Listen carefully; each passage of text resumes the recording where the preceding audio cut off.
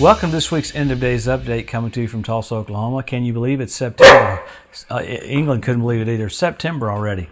We're coming to you every week to look at the different things that point to the coming of the Lord, and specifically the gathering of nations for the Ezekiel 38 war. We know the rapture is signless, but the second coming has tons of signs.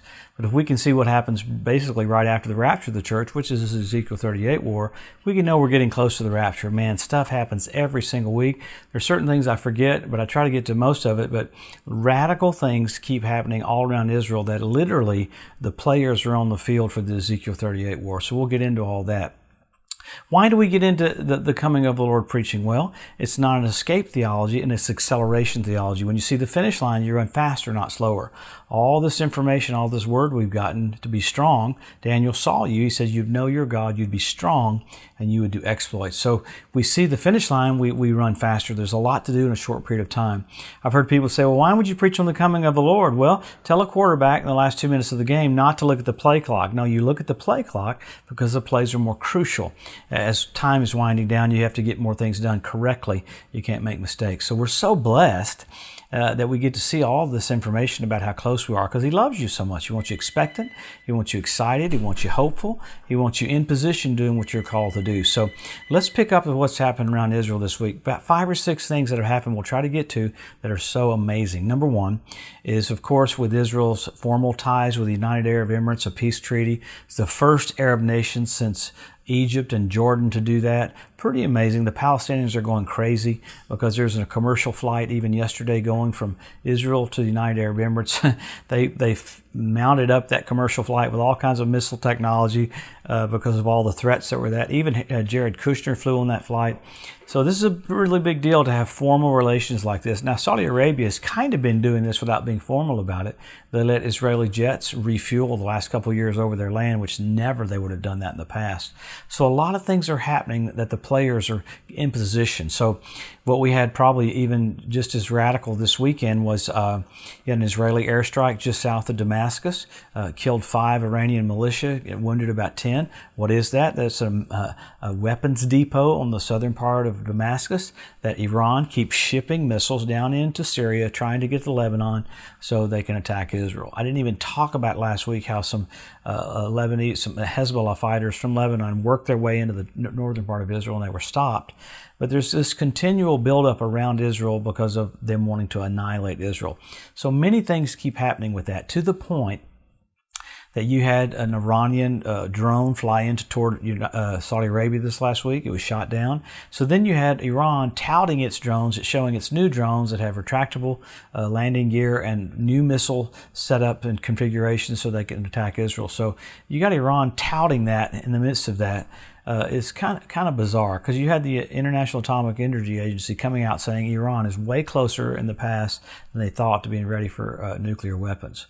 Same thing, information came out this week about the explosion in Lebanon, that ammonium nitrate, it was blatantly set up for Hezbollah to use against Israel. And even in London, they were going to use it in London. The secret police there in London and Germany came out with a report showing that ammonium nitrate was just for Hezbollah, that used it for terrorism. So many things keep happening like that that show us that time is so short. Another thing that happened this week was with Turkey. Boy, it's amazing. I talked about how the secular media talked about Turkey's pretty much surrounding Israel.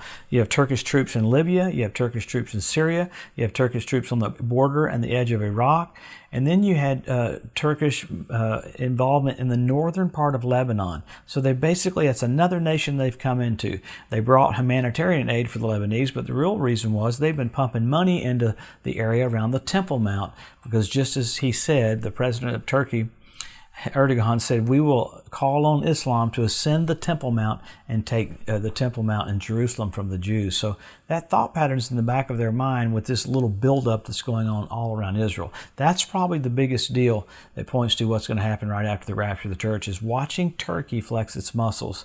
I mean, they had that basically that naval exercise confronting Greece over the gas lines there in the Mediterranean Sea. So many more things keep happening that are telling me we're about to see Jesus face to face. Pretty wild.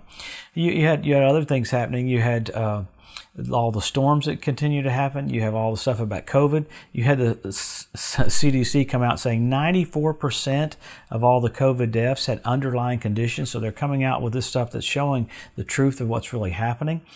Same thing with all the rioting. It's pretty amazing. Even the riots in Kenosha said 54 people that were arrested were from other states. They're being shipped in from other places, being paid for by other places to cause confusion and rioting. So what a time to be on the planet when all this stuff is coming together, pointing to the coming of the Lord. You had France putting pressure on Lebanon to come up with a new prime minister. Macron basically said, this is France's prime minister, exerting pressure down there from the EU for a new leader for Lebanon. So a lot of things under the table keep happening all around Israel. You had the Jordanian group that handles the Temple Mount Institute there. They filled in a 1-foot crack place in the rocks where Israel was like, hey, you can't close that up. That's an archaeological dig. There might be some history there to the Temple Mount, history to the Ark of the Covenant. So little things keep coming up about the red heifers and the Sanhedrin. Boy, there's a big deal coming up for September 18th where all over the land of Israel they're going to blow shofars. They thought it was just going to be on the Temple Mount. Now it looks like it's going to be nationwide, the shofar being blown on Feast of Trumpets or Rosh Hashanah. Man, exciting to see what's coming. Jesus is just about to come back. Much more little details keep happening all around. This one was pretty wild. You had Russia intersect one of our B-52s over the Netherlands. It came within 100 feet several times of the B-52s and then kicked on their afterburners to cause wake disturbance for the bomber. So Russia keeps doing little things. The nations around Israel keep doing all the things that the Bible said we'd see. Why is this a big deal? This is exactly what the Bible said you'd see just before the coming of the Lord. So let's go back to the scripture. We always go through the signs every time. How can we tell? How can we be bold about it? Because people say, well, you can't tell when the Lord's coming, but there's more verses showing us what it would look like just before he comes than anything in the Bible. Why? The Lord wants us to have a heads up. He loves us. So number 1, Israel made a nation. Number 2, Jerusalem won back. Jesus said, the generation that sees those 2 events will not pass away till all is fulfilled.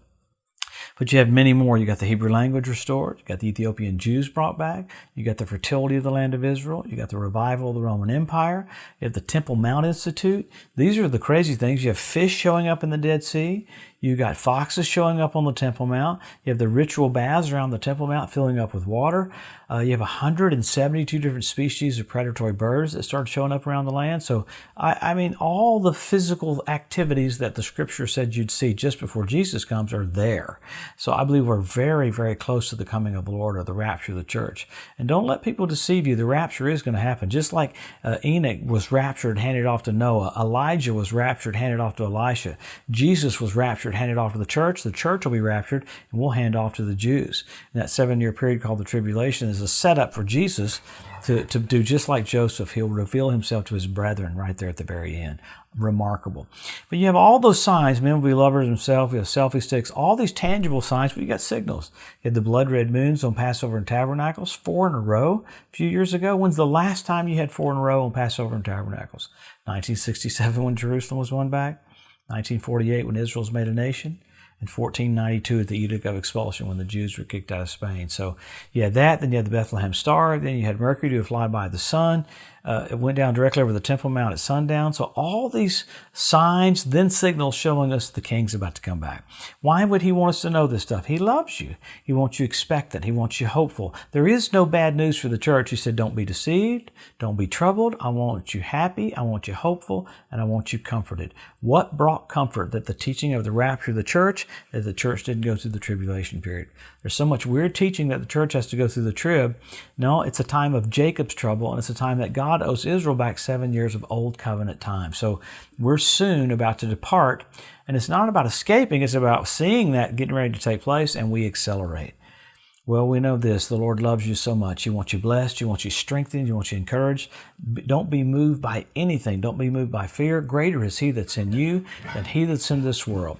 Whatsoever is born of God, even England chimes in, whatsoever is born of God overcomes the world. And this is the victory that overcomes the world, even our faith. So we're so blessed. Colleen and I want to thank you for watching. Thank you for your support. Thanks for sending us. We want to get the message out as much as we can. Jesus is about to come back. You're about to see Him. Eyes as a flame of fire. Feet like undefined brass, voice of many waters, King of kings and Lord of lords. He gave His life for you, and He's coming back so soon. Have a blessed, awesome week. We'll see you next Wednesday.